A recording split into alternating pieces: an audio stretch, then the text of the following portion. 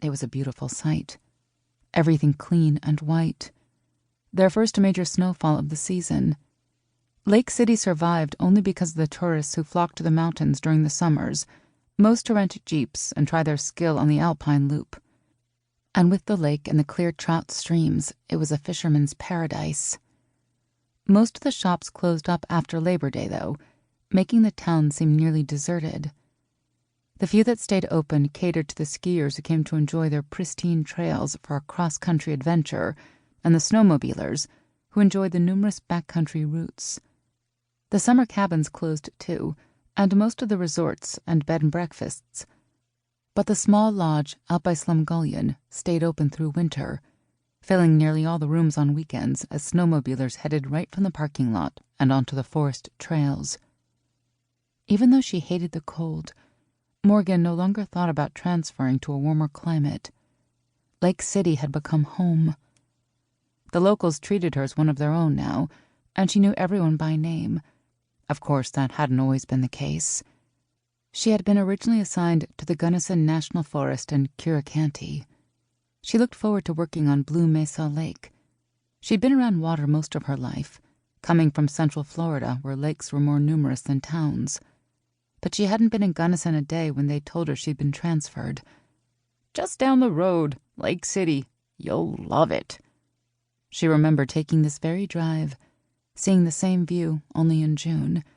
There was no huge lake she'd be patrolling, no medium-sized town that offered most modern conveniences. No, she was assigned to the Slumgullion Earthflow in Lake San Cristobal. She'd balked at first. With personnel limited, she'd be expected to wear a lot of hats, from game warden to campground host. Oh, sure, the San Juan Mountains were beautiful, spectacular, really. But after she'd spent 2 long, lonely summers in the remote Arizona desert, isolated from people and the world, she wasn't eager to embrace the remoteness of this tiny town. But after a week of Charlie dragging her all over the mountains, through Big Blue Wilderness, La Garita Wilderness, and up to the Uncompahgre National Forest, she was hooked. She'd even fallen in love with her tiny house, one of several the Forest Service owned.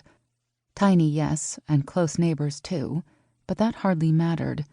She could walk out her back door and be swallowed up by the forest within 10 feet.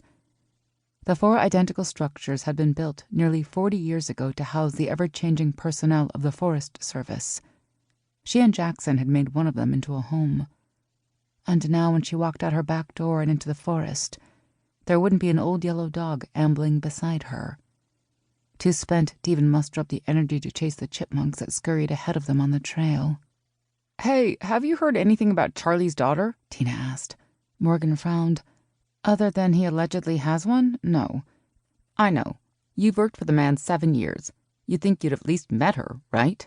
Or at least seen a picture." "Well, Berta read an email from her, since he's retiring next year. Apparently the daughter—" "Wait, how did she read his email? And why would she read his email? You know as well as I do that he barely knows what a computer is. She always opens his email for him. And why? Because she's nosy." Tina grabbed the dash as the truck slipped on the snow and Morgan turned onto their road. "Anyway, she's coming for a visit." "The daughter?" "Yeah. She's got a ski trip planned up to Crested Butte, so she thought she'd pop over." "I wonder if Charlie will bring her around." Morgan glanced quickly at Tina. "Why do you think he never talks about her? Or doesn't have any pictures or anything? It's almost like they're estranged." "I guess not so much if she's coming to visit." "Yeah, but it's just kind of strange. She's always been the phantom daughter." Morgan pulled to a stop in front of Tina's house. "Look, I appreciate you going with me." She turned to face her and gave a small smile. "I don't think I could have done it alone."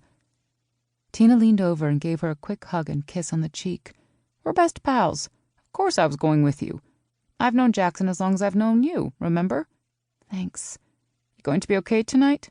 I mean—" Yeah. I'm going to clean out the house and put his stuff up. I'll be fine." "Well, call me if you're not. You can have dinner with us. Paul has requested pork chops."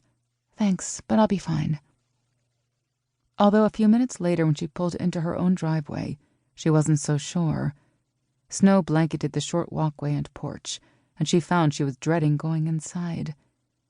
There would be no one to welcome her home.